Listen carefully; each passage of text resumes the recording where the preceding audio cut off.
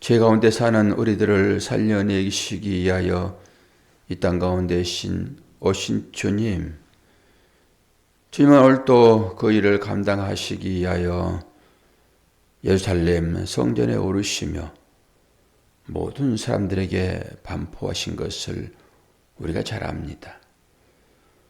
오늘 또 새벽을 깨우게 하시어서 주님께서 헌신하여 생명 살리는 것처럼 우리들도 주님 부어주시는 그 은혜 마음에 새기고 또 다른 자들에게 복음을 증거하는 그 용기 있는 삶을 살도록 깨워주심에 감사합니다. 하루하루의 삶 가운데서 하나님의 특별하신 인도하심을 경험하도록 도우시고 그 은혜, 그 사랑으로 오늘도 하루를 잘 살아낼 수 있도록 은혜 허락하여 주옵소서. 예수 그리스도의 이름으로 기도하옵나이다. 아멘. 신명기서 10장입니다. 12절에서 22절까지입니다.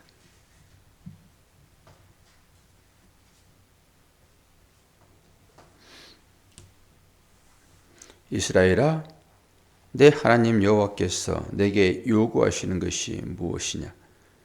곧 내 하나님 여호와를 경외하여 그의 모든 도를 행하고 그를 사랑하며 마음을 다하고 뜻을 다하여 내 하나님 여호와를 섬기고 내가 오늘 내 행복을 위하여 내게 명하는 여호와의 명령과 규례를 지킬 것이 아니냐?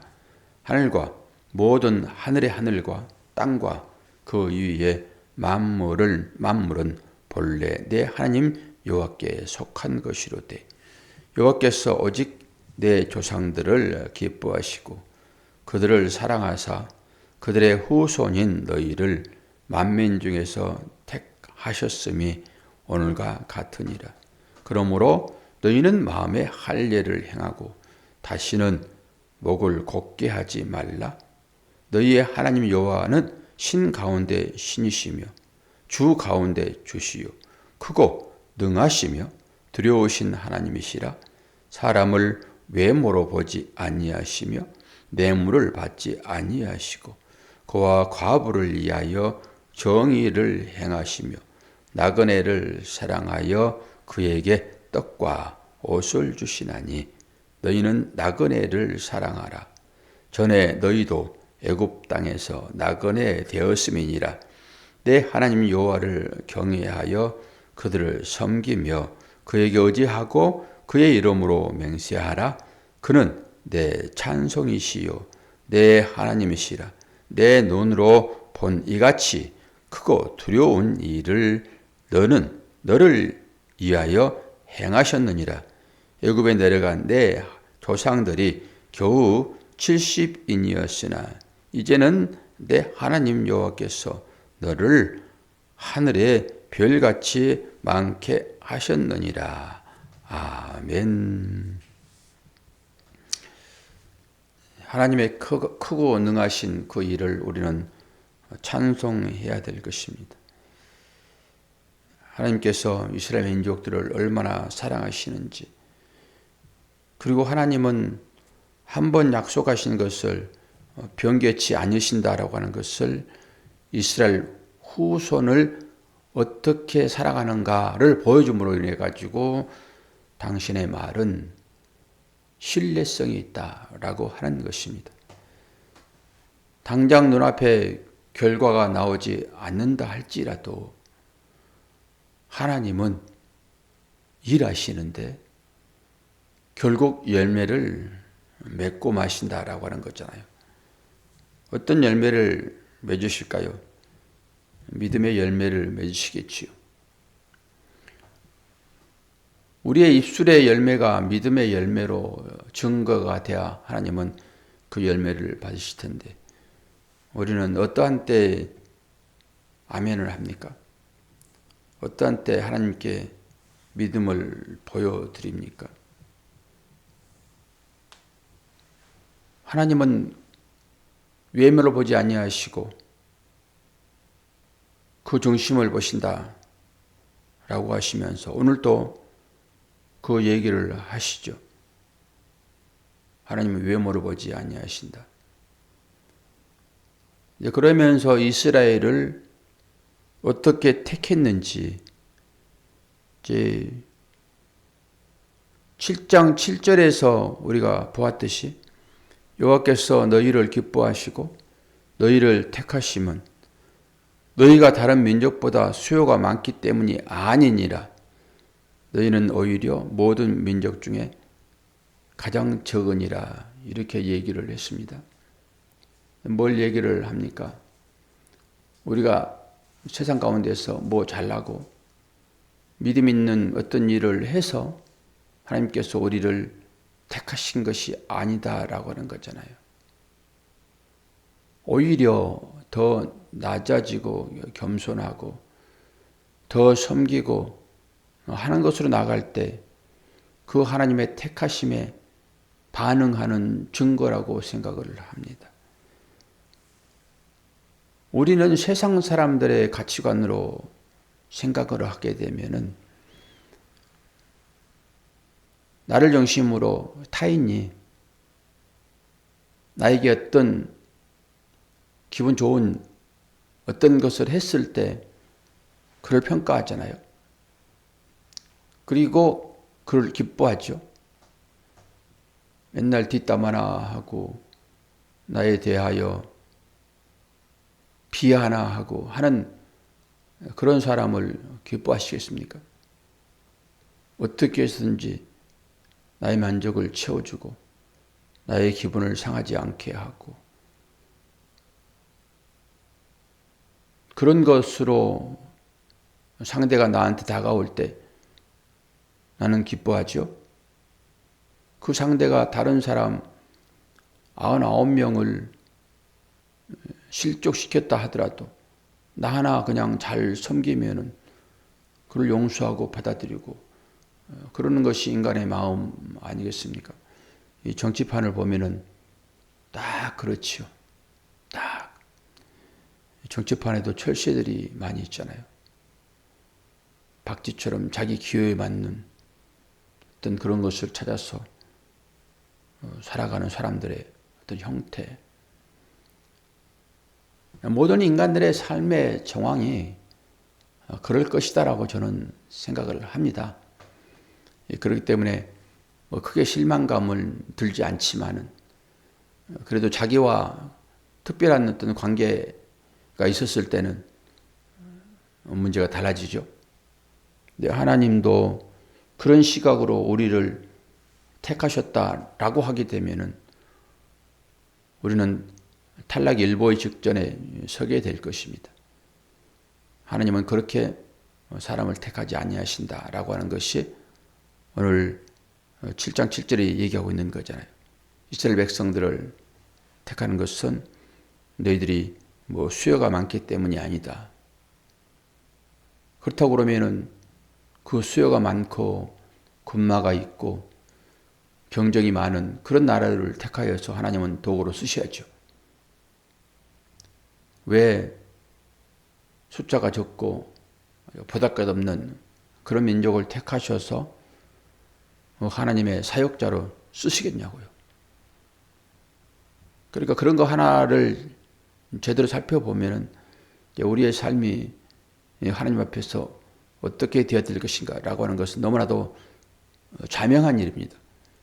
이런 말씀이 주어지는데도 불구하고 어떻게 하면 내가 성공하여 하나님을 기쁘게 할 것인가 라고 생각을 하는 것이니까 이게 우리들한테 신앙의 고질병이다라고 생각할 수밖에 없습니다. 그래서 오늘 본문 말씀 15절에 어떤 얘기를 합니까? 너희는 다시는 목을 곱게 하지 말라. 하나님께서 계속 지금 이스라엘 백성들을 향하여서 너희는 목이 곧은 백성이다라고 얘기를 하고 계시잖아요. 이 얘기는 어떤 것입니까? 완고함입니다. 완고함, 고집스러운 것이죠. 완고함이 뭘까요? 고집스러운 것이 뭘까요? 하나님을 향하여서 절대적으로 하나님께서 기뻐하지 않는 일을 나는 하지 아니할 거야 라고 하는 그 완고함일까요? 그것도 또 하나의 자기 고집일 수 있잖아요. 나는 신앙을 지킬 거야. 이런 얘기한 게 아니겠죠. 이 완고함이다라고 하는 것은 다른 사람 입장에서 생각하지 아니하고 나의 입장에서만 생각하는 그런 마음이겠죠. 그게 완고함이겠죠. 우상 숭배가 당연히 그렇게 나오겠죠. 나의 이익만을 챙기는 것으로 신앙생활을 하는 이게 완고함이 아니겠습니까? 사실 이렇게 생활하고 있지요, 우리가. 하나님을 찾아 나오는 것이 어떻게 해서든지 하나님께서 가지고 계시는, 기도하면은 내어주시는 그 창고지기의 하나님, 그 하나님 앞에 창고 문 좀 열어달라고 하는 것으로 우리가 하나님만을 찾게 된다 하게 되면은 그것은 곧 완고한 것이 될 것입니다. 하나님은 그 완고함을 빨리 버리라 이렇게 얘기를 하지요. 이 대표적인 사람들이 유대인입니다. 유대인들. 오늘 본문에서도 얘기를 하고 있지요. 너희는 마음의 할례를 하라 얘기하잖아요. 마음의 할례를 하라. 이 마음의 할례는 보이지 않는 것이고 육신에 새기는 것은 보이는 것입니다. 믿음은 보이지 않는 곳에서 찾아지잖아요. 그런데 많은 사람들이 이 보이는 것에서 믿음을 찾습니다. 저 역시도 마찬가지죠. 저 역시도 우리가 새벽 시간에 기도하는 것은 우리의 믿음의 바탕을 세우는 것이고 또 이 일을 통해 가지고 우리는 사도 바울처럼 하나님을 향하여서 달려나갈 수 있는 힘을 얻을 것입니다. 라고만 강조해버리게 되면은 여러 가지 형편 때문에 그렇게 새벽을 깨우지 못할 수 있는 그런 분들에게는 이 말이 상처가 되겠죠. 상처가. 그리고 새벽을 깨워야지만이 기도를 열심히 해야지만이 우리가 하나님을 믿는 대표적인 것이다 라고만 해버리게 되면 그것도 또한 문제가 되는 것 아니겠습니까? 완고함이라고 하는 것은 우상 숭배와 같습니다. 그리고 할례가 딱 그런 거죠. 마음의 할례를 얘기하기 위하여 육신의 할례를 정하시고 그것은 하나님의 백성 되었다라고 하는 증거로서 그걸 주어진 거잖아요. 그것이 율법인 것이고 그렇게 이스라엘 백성들은 율법을 지키기 위하여 할례를 행하는 이것 자체를 절대 포기할 수 없었잖아요. 우리가 사도행전을 통해 가지고 복음이 전해질 때 그 예루살렘에서 할례주의자들이 찾아와 가지고 계속 복음 전하는 자들의 그 복음을 가로막잖아요. 그런 것처럼입니다. 이게 바리새인들 아닙니까? 마음의 할례를 하도록 할례를 보여줬는데 이 마음의 할례는 보이지 않는 것이니까 이것은 생각하지 아니하고 겉으로 드러난 것만 가지고 열심히 복음을 전했던 이들이 율법주의자이고 이들이 바리새인들이고 바리새인이다라고 하는 것은 율법으로 굳어진 사람들입니다. 율법으로 굳어진 사람들을 바리새인들이다 얘기를 해요. 이게 목이 곧은 것입니다. 우리도 신앙생활을 하면서 유연적으로 신앙생활을 해야 되는데 어떤 원칙을 정해놓고 그 원칙을 따르지 않으면 무조건 배척해버리는 그 사람의 형편과 처지를 생각하지 아니하고 어떤 교리에 얽매여가지고 교리는 중요한 것입니다. 교리를 제가 부정하는 건 아니죠. 교리는 우리 신앙생활에 있어서 뼈대와 같은 것입니다. 근데 그 뼈대가 여러분 밖으로 드러나 보세요. 얼마나 불편합니까? 뼈대는 숨겨져 있어야 돼요. 보이지 않는 것으로 중심을 잡아야 되겠죠. 그리고 살결은 아주 부드럽잖아요. 근데 부드럽다고 해가지고 그 안에 뼈가 없습니까? 뼈대 있다니까요. 뼈대 없는 부드러움은 아무것도 아닙니다. 그렇기 때문에 다시 한번 말씀드리지만은 여기서 완고와 이 율법주의라고 하는 이 바리새인들의 이 태도와 전혀 다른 부분에 있어서 발음이죠. 뼈대이지요. 그 뼈대는 분명하게 우리가 교들여서 가지고 있어야 될 것입니다. 그런데 그 교리만을 계속 완고하게 고집해버리게 되면은 불편해서 살 수가 없습니다. 불편해서. 그렇기 때문에 우리의 믿음의 그 완고함이라고 하는 그 고듬이라고 하는 것은 속으로 간직하시고 밖으로는 아주 부드러움이 나와야 될 것입니다. 부드럽다고 해가지고 그가 생각이 없는 사람입니까? 그러지 않다라고 하는 것입니다. 오늘 또 그 얘기를 하고 있죠. 그러면서 오늘 뭐라고 얘기를 합니까? 하나님은 찬송이시라고 얘기합니다. 찬송. 왜 찬송이라고 얘기합니까? 하나님께서 왜 우리를 죄에서 구원하셨다고 권사님 들으셨습니까? 우리를 왜 구원하셨습니까? 하나님 찬송 받으시고. 예. 하나님 찬송 받으시려고요. 당연히 우리가 하나님 앞에 찬송해야 됩니다.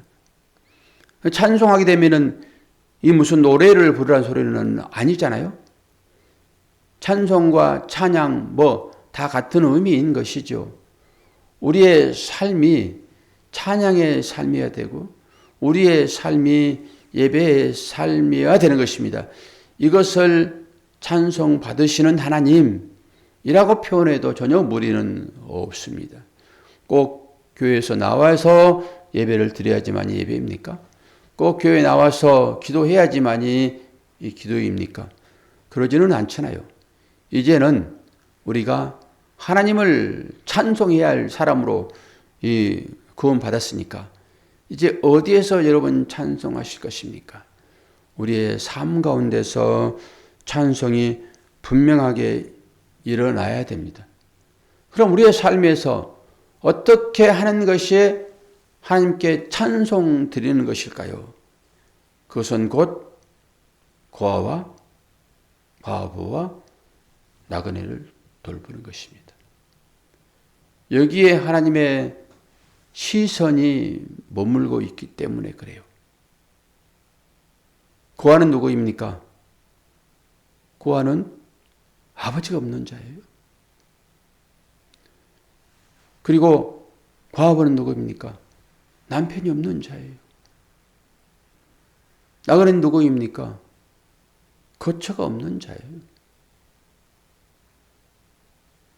대표적으로 이 땅 가운데서 누가 그 삶을 사셨습니까?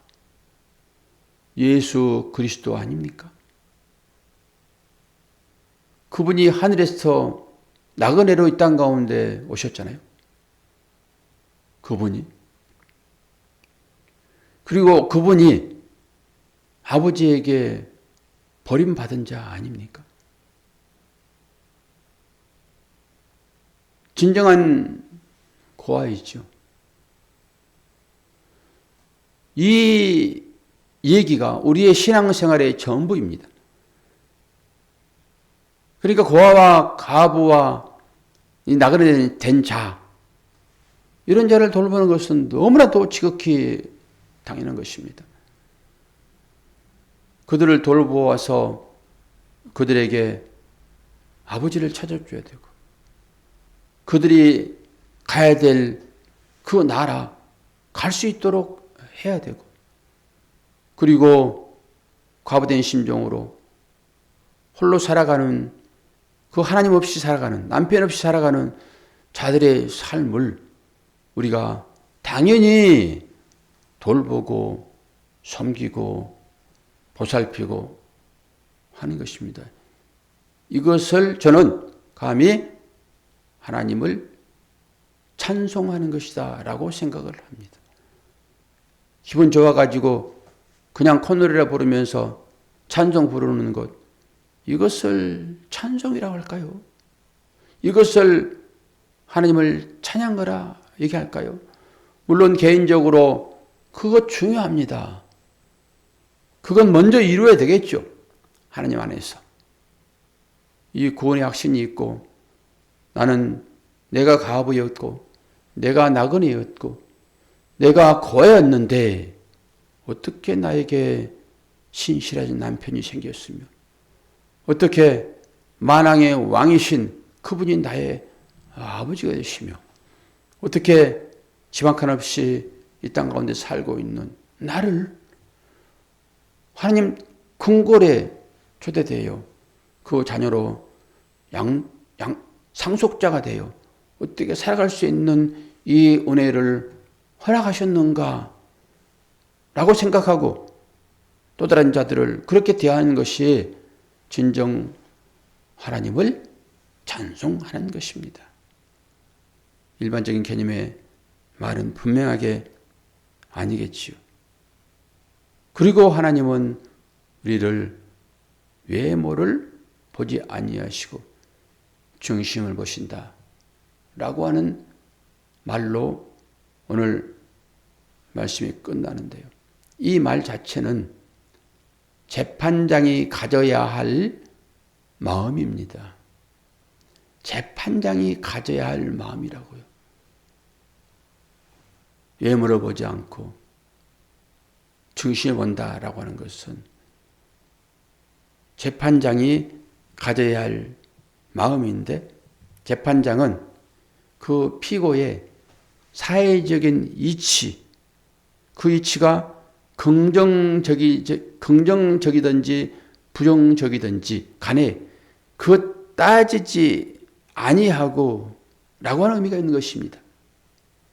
겉으로 나타나는 어떤 것에 미혹돼서 그 사람을 판단하는 것이 아니라 그 마음 가운데 하나님을 섬겨 있는가 이것만 보는 거예요.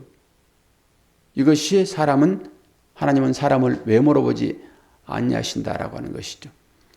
오늘 하나님께서 우리를 어떤 가운데서 불러냈다고요? 고아와 과부와 나그네된 우리를 하나님께서 불러내어서 우리의 참 아버지가 되시고 참 신랑이 되시는 그리고 우리들에게 영원한 거처가 되시는 그 하나님을 어떻게 하라고요? 섬기라고요. 그분만이 유일하신 하나님이다. 오늘 우리에게 주어지는 말씀입니다. 저와 여러분이 그 하나님을 찬양하는 것으로 고아와 과부와 나그네를 돌보는 오늘 하루의 삶이 되어지기를 원합니다. 이제 주께서 십자가를 지시기 위하여 여러 가지 일들을 행하십니다. 마지막 가시는 그 길, 우리도 이제 당연히 따라가야 할 그 길임을 여러분이 명심하시고 힘이 딸리거든 기도하셔서 하나님 저희들도 주님이 걸어가셨던 그 길이 하나님을 찬양하는 길이기 때문에 오늘 또 걸어갈 수 있도록 힘 주시옵소서 라고 기도하시는 여러분 되기를 축원합니다. 기도하겠습니다. 아버지 하나님, 아버지의 사랑과 은혜를 감사합니다. 우리의 요구는 끝이 없습니다. 아무리 채워도 채워지지 않는 창고를 우리가 가지고 있습니다. 주여 이제는 우리의 욕심으로 우리의 마음을 채우지 않게 하시고 주님을 찬양하려는 마음으로 우리의 마음을 채울 수 있도록 도와주옵소서. 이런 완고한 우리들을 살려내시기 위하여 주님은 십자가를 지셨습니다. 그 의미가 분별되어지는 복된 새벽 될 수 있도록 도와주시옵소서. 예수 그리스도의 이름으로 기도하옵나이다. 아멘.